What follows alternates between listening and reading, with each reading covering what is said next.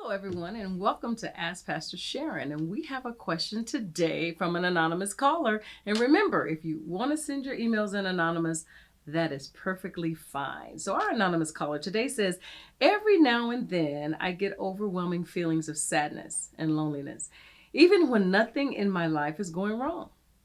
It's kind of scary because my thoughts can get dark, and I've been there and I've tried so hard to get out of that headspace, and it's not something I want to go back to. But every now and then it feels like I get sucked in for a moment in time, but I won't allow myself to get too deep. And sometimes I get flashbacks of past traumas and heartbreak. And for a split second, I relive those emotions and become angry again at the people who've hurt me, even though I've moved on. How can I overcome this? And how can I fully forgive someone who constantly disappoints me and doesn't make it easy for me to forgive them? I know I should, and I try so hard, but this person makes it impossible. Wow. To my anonymous caller, thank you for emailing me and asking this question. So, first of all, you say sometimes your thoughts are dark and you don't want to go back to this headspace. I agree with that. I agree with that because so as a man thinketh in his heart, so is he. So we got to change the way we think. We got to change the atmosphere. See, first thing in the morning when I get up, I set my atmosphere, and you have the ability to do the same thing. So I get up in the morning and I like to turn on some worship or some type of positive music. It doesn't matter what it is, but as long as it's something that makes you feel good, it makes you feel validated, and it keeps your spirit in a positive realm. It could be a Disney song. Disney's got some pretty good songs.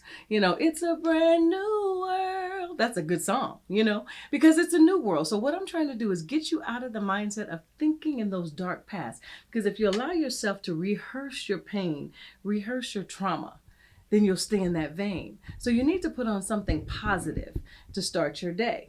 Right? You can be doing this while you're putting your makeup on in the morning, and I like to kind of dance around in the bathroom when I'm getting dressed and stuff because it sets my day. So how you start your day has a lot to determine how you end your day, right? So we want to get you out of that dark place. So absolutely don't go back to that headspace. Let's move on to something more positive. Matter of fact, I'm going to give you a scripture for that. Philippians 4:8. It says, finally, my brethren, whatsoever things are true, whatsoever things are honest, whatsoever things are just, pure, whatsoever things are lovely, whatsoever things are of a good report, if there's any virtue, if there's any praise, meditate on those things. So what's happening, it's a mindset, it's a way of thinking. So we want to get you back into a place where you're thinking the way that you should be in a positive way. So that's something that you can read. Okay, I'm going to give you a prescription for that. I want you to read that 3 times a day. It's going to change the way you start thinking. Okay? Secondly, you said that you've been reliving the pains and the heartbreaks and the trauma of the past. That can be difficult. Number 1, maybe you should talk to somebody. I know in this day and times, people want to keep their pain hidden because there's something about our nature. We like to protect our pain. We like to cover it. We don't want anybody to know. But then we're the ones that's hurting. So talking to someone, don't let anybody make you feel bad about talking about your pain. Maybe you have a pastor or you have a confidant or a counselor, somebody that you can talk to, that you can relieve this pain. Sometimes you can journal it. Get a pen. You'll be surprised if you just write down the things that bother you. At least you're taking that negative energy out of your body and transferring it onto paper. And it gives you an opportunity to continue your life. Okay? That's the other thing. The other thing you talk about is forgiving this person. And you said this person constantly makes it hard. That tells me that this person is still somewhere either in your inner circle or around you, whether they're at work or at home or whatever. But you have to forgive them and allow the anger to subside. Because every time you get angry, every time you relive it, you give that power back to the person that hurt you. So I want you to take that back and reclaim your freedom.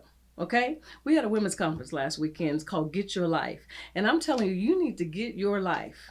Because as long as you relive this thing and let this replay over and over and over in your mind, you're never going to have a good life. You're always going to be living in the past and never in the future. I want you, whoever you are, Mr. or Mrs. Anonymous, I want you to be able to live a good life for the future, right? Okay. Lastly, you said that you could be disappointed. And you're disappointed sometimes in the fact that this person makes it hard to forgive and that kind of thing. Think about this. One reason could be that this person that keeps disappointing you, maybe he or she doesn't have the capability of meeting your expectations. See, the only time we're upset and our expectations we feel is when we have an expectation of somebody and they can't meet it, then we're disappointed.